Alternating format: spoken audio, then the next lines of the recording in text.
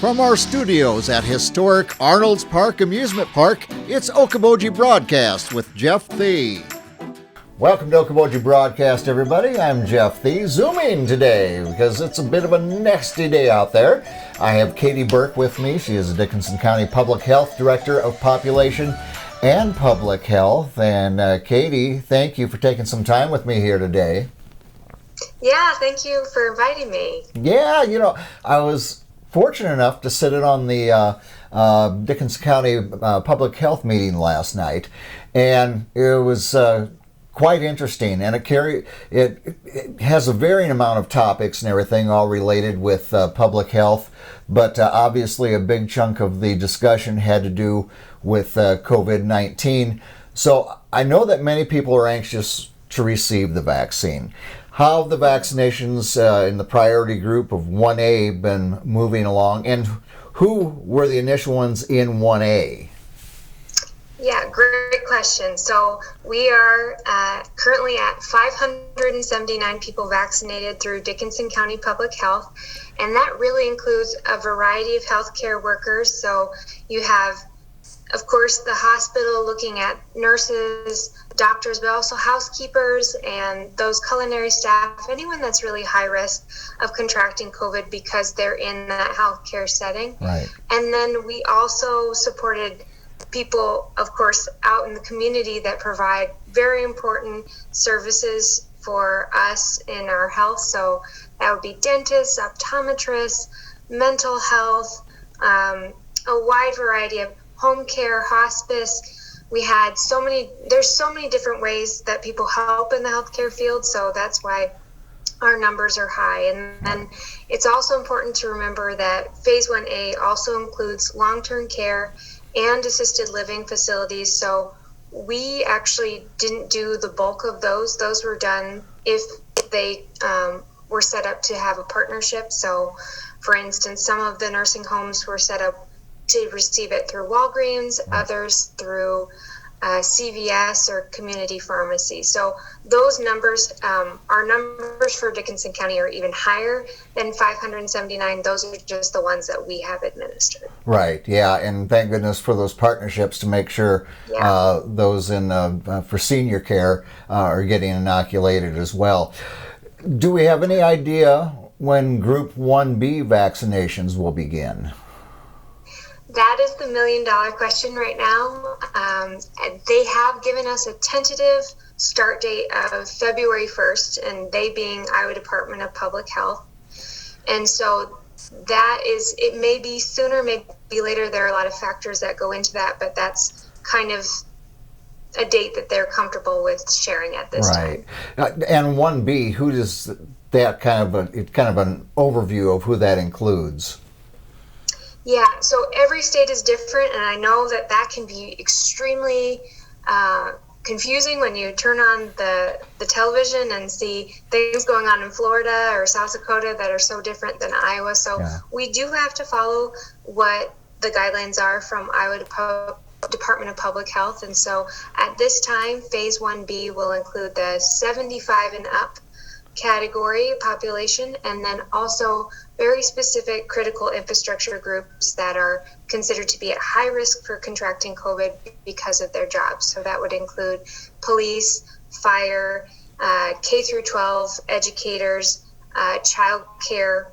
So looking at that, and we also have other groups that can fall into that as well. That's not an exhaustive list, but those are kind of the ones at the top.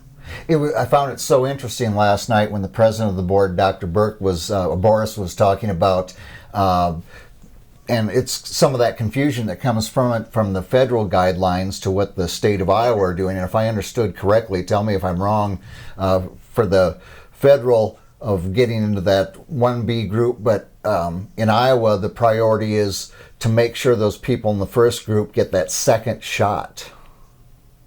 Yeah, so two really differences in the federal approach is definitely encouraging. AZAR came out this week talking about how they have the 65 and up and then underlying conditions, and those are extremely important groups. And then Iowa is looking at it a little bit differently of making sure that we get through getting those second doses to phase 1A to make sure that our health care population is completely through the immunization process so that they stay healthy to support the rest of the community. So that's been an important thing for Iowa. And then another piece of that is looking at what our actual doses are. And so those continue to be limited, even though they've expanded what groups they'd like to reach it out. The numbers that Iowa is receiving at this point remain the same. So that's another concern that they're looking at too. Right.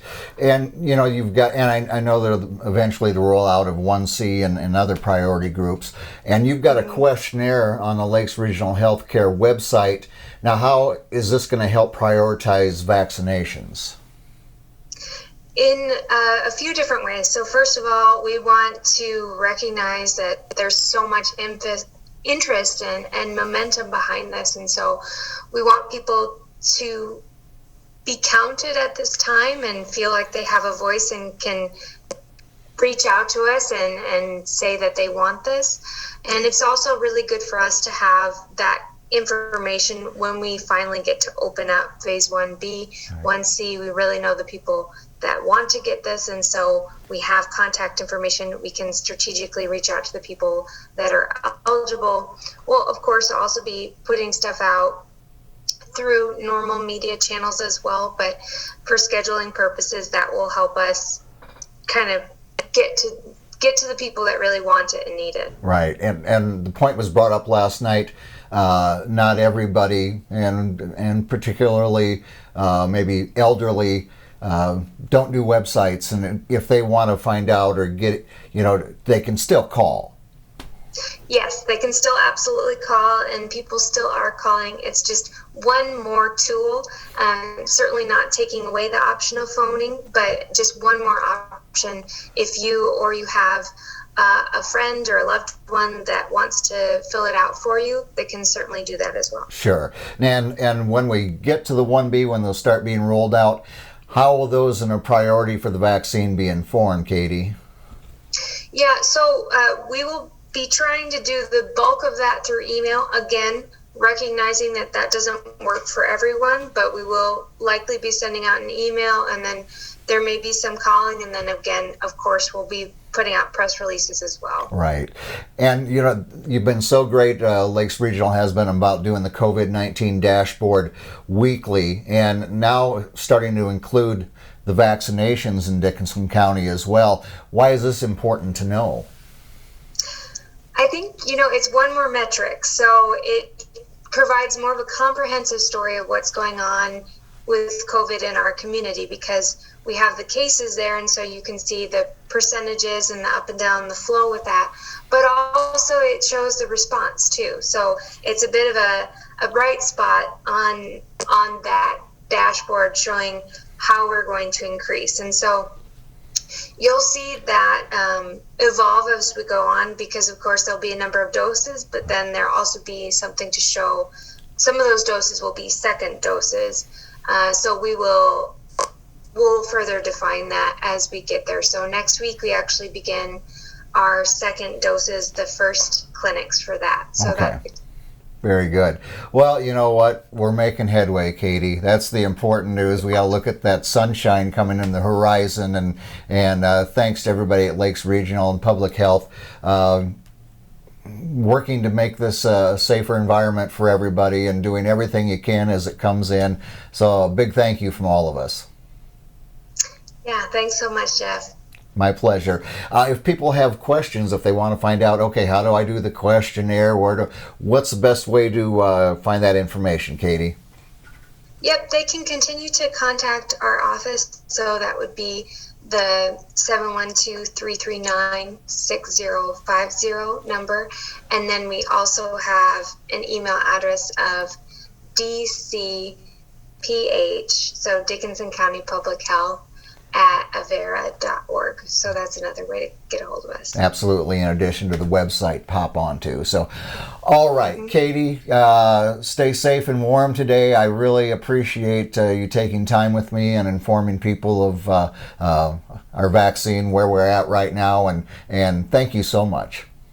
Yeah, thank you. All right. Katy Burke has been here with us, Dickinson County Public Health Director of Population and Public Health. We want to thank her for being with us. We want to wish you a great weekend. Be safe and warm as well. Thank you for watching us right here on Okoboji Broadcast. Okoboji Broadcast from the studios at historic Arnold's Park Amusement Park is brought to you by the Scott Troutman State Farm Agency in Spirit Lake, Pure Fishing in Spirit Lake, Last Touch Painting and Cleaning, providing interior, exterior, house painting, and professional cleaning services in Spirit Lake. Quest Wealth Management, a financial advisory practice of Ameriprise Financial Services, advisor Jan Spielman, AJ Spielman, and Erica Wachholz. Ducky's Marine and Motorsports Repair in Spirit Lake. Bank Midwest, dream big, plan wisely, live well. Lakes Regional Healthcare and Avera Partner. Attorney Bethany Brands at Brands Law Office in Spirit Lake. Ruthven Locker at the Lake, where carnivores are welcome on Hill Avenue in Spirit Lake. Beck Engineering in Spirit Lake. Be Radiant Laser Skin Studio in the Okoboji Plaza in Okoboji. The YMCA of the Okobojis is the Bedell Family YMCA, building strong families and strong communities.